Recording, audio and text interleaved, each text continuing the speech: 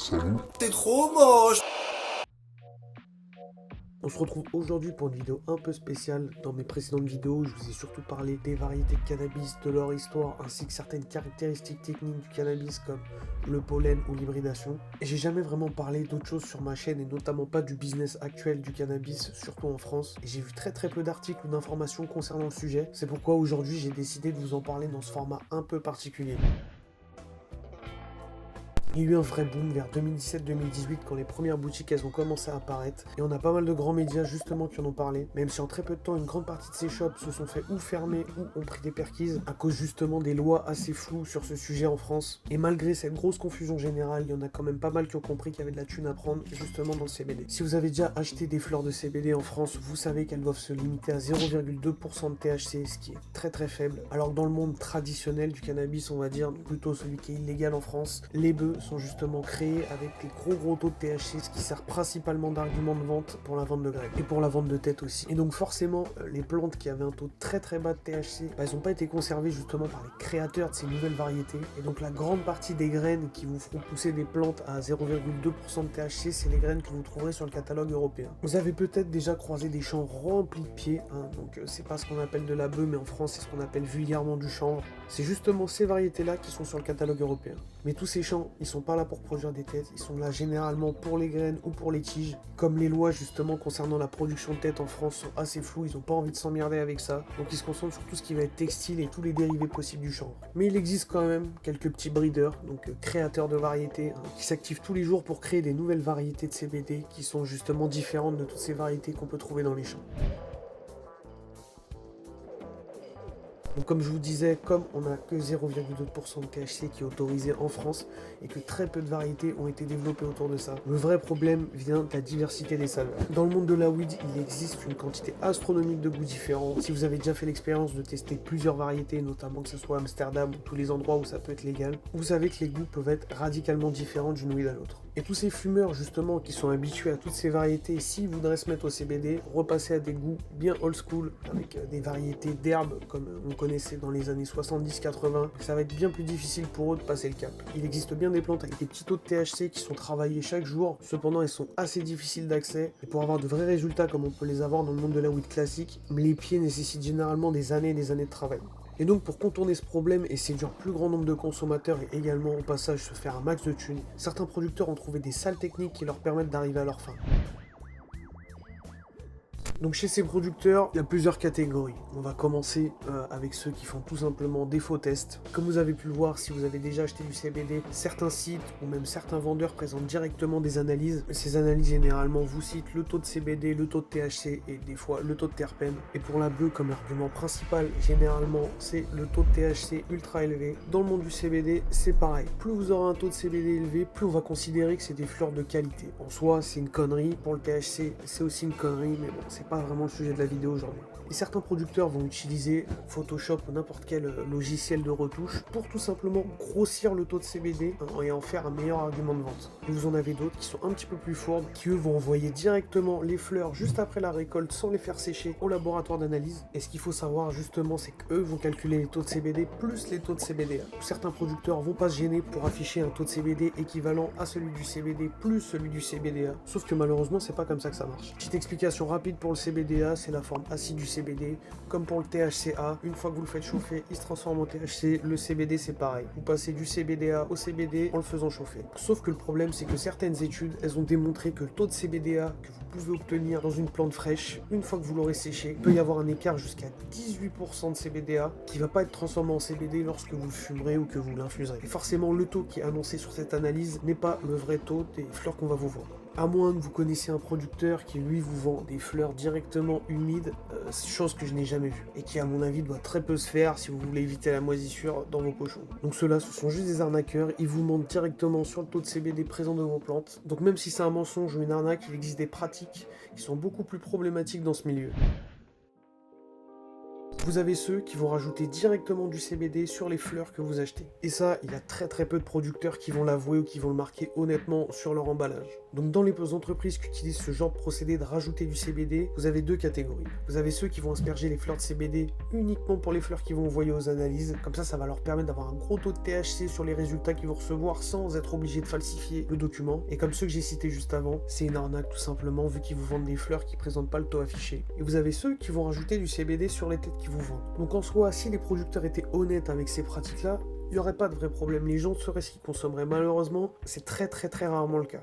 Et le vrai problème qu'il y a sur ces fleurs, c'est les méthodes qui sont utilisées pour avoir les taux qu'ils désirent. Comme je vous disais un petit peu plus tôt, la France, elle autorise que 0,2% de THC. Et obtenir une grosse récolte homogène où l'intégralité de la bœuf va pas dépasser 0,2%, je vous garantis que c'est très difficile. Même des variétés très stables qui pousseront dans les mêmes conditions, elles vont présenter des variations de taux de THC et de CBD. Ce qui est normal car même si c'est la même variété, chaque plante est différente. Et ces producteurs-là, bien sûr, ils vont pas vous vendre de la weed qui est supérieure à 0,2% de THC. Car si jamais leurs fleurs étaient contrôlées et que malheureusement les autorités trouveraient des fleurs au-dessus de la limite autorisée en France, ça serait directement une condamnation pour trafic de stupes. Même si c'est à 0,3%, la loi en France, elle rigole pas avec ça.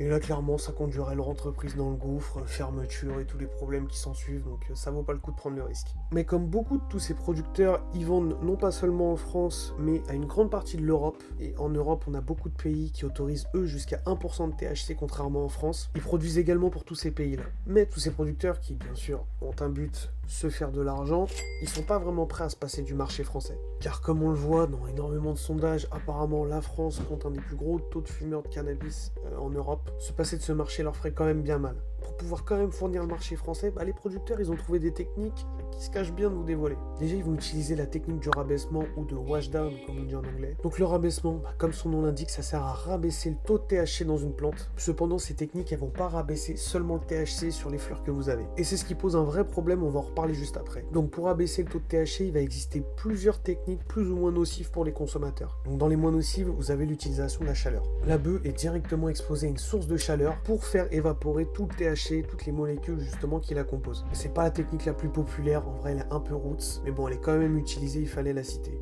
Vous avez également des têtes qui sont passées sous CO2 pour éliminer tout le THC présent dans la weed. L'avantage on va dire de ces deux techniques, c'est qu'elles vous laissent pas vraiment de résidus dans l'herbe. Mais malheureusement il existe des techniques bien moins chères qui elles sont utilisées car ça va permettre de faire encore plus de bénéfices. Et le problème de ces techniques c'est qu'ils vont utiliser des produits bien dégueulasses. Certains vont utiliser du butane, des fois ça va être mal purgé, voire même pas purgé du tout. La bœuf contiendra des résidus de butane que vous allez malheureusement ingérer si vous consommez ces fleurs-là, ce qui je pense est pas la meilleure chose pour la santé. Et vous avez également l'utilisation d'un autre produit qui est encore moins cher et qui est malheureusement une des plus utilisées, c'est ce qu'on appelle les bains d'éthanol. Ils vont baigner les fleurs directement dans un bain d'éthanol pour permettre le rabaissement du THC, mais ça va totalement contaminer les têtes et vous laisser des résidus d'alcool sur justement les fleurs que vous allez acheter, ce qui peut être bien nocif pour la consommation. Et ce qui pose également un gros problème, c'est que dans toutes ces techniques utilisées, ça rabaisse pas seulement le THC, mais ça va détruire une énorme quantité de toutes les molécules présentes dans le cannabis, y compris les terpènes. Les terpènes, c'est les molécules qui vont donner justement du goût au cannabis. Et bien sûr, ça va aussi détruire le CBD qui est présent à ce moment-là dans les têtes. Le résultat de l'utilisation d'une de ces techniques sont des têtes quasiment neutres, vidées de l'intégralité des cannabinoïdes qui la composent. Donc comme il n'y a plus rien, même plus de terpènes, les molécules du goût dans la weed qui a été traitée, si elle est fumée telle qu'elle, ça aura aucun goût, ou au pire un vieux goût de gazon brûlé dégueulasse. Donc ils ont trouvé une solution à ce problème. Comme pour le CBD, des terpènes sont directement rajoutés sur la weed. Généralement, c'est ajouté par vaporisation, mais ce sont rarement des terpènes qui proviennent directement de cannabis. Ça provient généralement d'extraits de fruits ou de plantes, et même pour les cas les plus extrêmes, ça peut même être des terpènes synthétiques. Vous pouvez même vous-même acheter dans le commerce des petits sprays de terpènes pour dénaturer votre weed directement chez vous. Si ça vous plaît de niquer vos têtes et que vous voulez leur donner une odeur bien chimique, comme c'est le même problème pour le CBD, il y a des cristaux de CBD qui sont rajoutés directement sur la weed. Si vous avez de la chance, ça peut être des isolats de CBD. En gros, c'est du CBD quasi pur à 99%, qui a été extrait avec les bonnes techniques et qui sera donc de bonne qualité, ou comme pour les terpènes, du CBD synthétique dans le pire des cas. Alors quand on voit les effets et la dépendance que provoque le THC synthétique, on peut être que inquiet avec le CBD pour les terpènes. Mais le vrai scandale dans tout ça, c'est pour les malades qui utilisent le CBD. Il y en a qui s'en servent en alternative pour leur traitement ou pour pallier à des effets secondaires des traitements qui subissent déjà. Et même pour les simples consommateurs, qu'on va dire consommateurs récréatifs, c'est déjà une putain d'escroquerie. On se dit qu'aller dans une belle boutique, ça sera toujours mieux qu'aller dans le four pour pécho sa weed. Alors qu'au final, vous pouvez trouver tout autant de produits de merde dans votre pochon. Et du coup, les gens qui servent de ces fleurs de CBD comme médecine pour tout un tas de raisons, ils vont risquer de se retrouver avec tout un tas de produits nocifs à l'intérieur de ce qu'ils consomment. Et comme à la base, ils le prennent justement pour se soigner, ils se retrouvent avec des produits de merde, ce qui provoquera pas des effets bénéfiques pour leur santé. Déjà, le rabaissement, ça va totalement stériliser vos têtes de bœuf. Ça va considérablement anéantir tous les effets bénéfiques que pouvait vous apporter cette bœuf, car au-delà du CBD, c'est tout le contenu de la plante qui va agir sur votre corps. Et c'est grâce à ce qu'on appelle l'effet d'entourage. Toutes les molécules qui sont présentes dans la plante vont former un tout pour agir de la meilleure façon possible.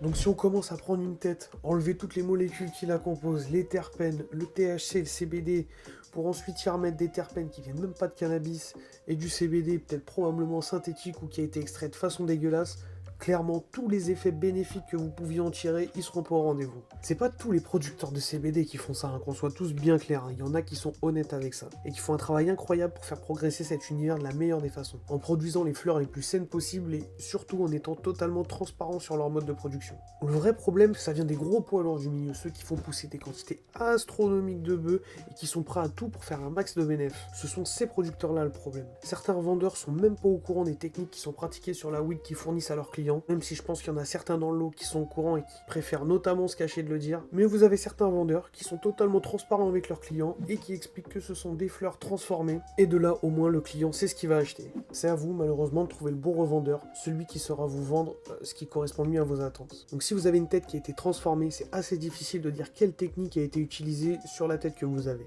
Déjà, toutes les weeds qui vont présenter des résultats supérieurs à 12-13% de CBD avec un taux inférieur de 0,2%, c'est déjà bien suspect. C'est quelque chose de très difficile à obtenir, voire impossible. Donc si les producteurs ont utilisé la technique de la chaleur pour justement faire évaporer le THC et toutes les autres molécules, votre bœuf sera un petit peu marron, desséché, un peu comme celle que vous pouvez trouver dans votre vapeau une fois qu'elles ont été consommées. Sinon, vous avez celles qui ont été rabaissées au CO2 et au butane. Celles-là vont être très vertes ou très claires et vont généralement, vous allez voir une grosse quantité de pollen dessus. C'est assez difficile de différencier à l'œil nu les deux techniques entre le butane et le CO2. Et ensuite, vous avez la technique avec les bains d'éthanol qui, eux, vont rendre votre bœuf très grasse, très collante. C'est assez abstrait comme concept, mais bon, vous devez comprendre que si vous avez déjà eu de la weed entre les mains et que vous trouvez la tête étrangement lourde, c'est qu'il y a de grandes chances qu'elle ait été modifiée avec une de ces techniques. Donc du coup, le but de cette vidéo, en vrai, c'est pas d'incriminer les vendeurs de CBD ou même les producteurs qui sont honnêtes. Je cite volontairement aucun producteur, que ça soit des plus honnêtes ou plus malhonnêtes. C'est pas le but de cette vidéo. Puis franchement, j'ai un petit peu la flemme de me prendre un procès ou quoi que ce soit. Je veux simplement que les gens qui utilisent du CBD au quotidien, ils soient au courant de ces techniques. Que malgré tout son aspect légal, les belles boutiques, etc., c'est pas tout beau tout rose. Et que vous soyez plus vigilant par rapport aux produits que vous consommez. Si un produit CBD que vous consommez ne vous fait pas du bien, ou même vous sentez que quelque chose cloche, vous obstinez pas à le prendre et renseignez-vous au maximum sur sa provenance. Et n'hésitez surtout pas à questionner les revendeurs pour savoir d'où vient le CBD qui vous revend. Je pense que j'ai fait le tour de tout ce que je voulais vous expliquer, à peu près tous les secrets de la production de CBD. Si vous avez des gens dans votre entourage ou quoi, ou vous connaissez des gens concernés justement par la consommation de CBD, n'hésitez pas à leur partager cette vidéo. Je voulais également remercier le groupe Facebook CBD Company qui m'a permis de trouver beaucoup d'informations à ce sujet. Sans eux, les recherches auraient été bien plus difficiles. Je vais en profiter pour me faire un peu de pub. Si l'histoire des variétés de cannabis vous intéresse, ou même quelques aspects techniques, n'hésitez pas à aller faire un tour sur ma chaîne, c'est les sujets que je traite d'habitude. Donc n'hésitez pas à vous abonner si ça vous intéresse, en espérant que cette vidéo vous ait plu. À la prochaine.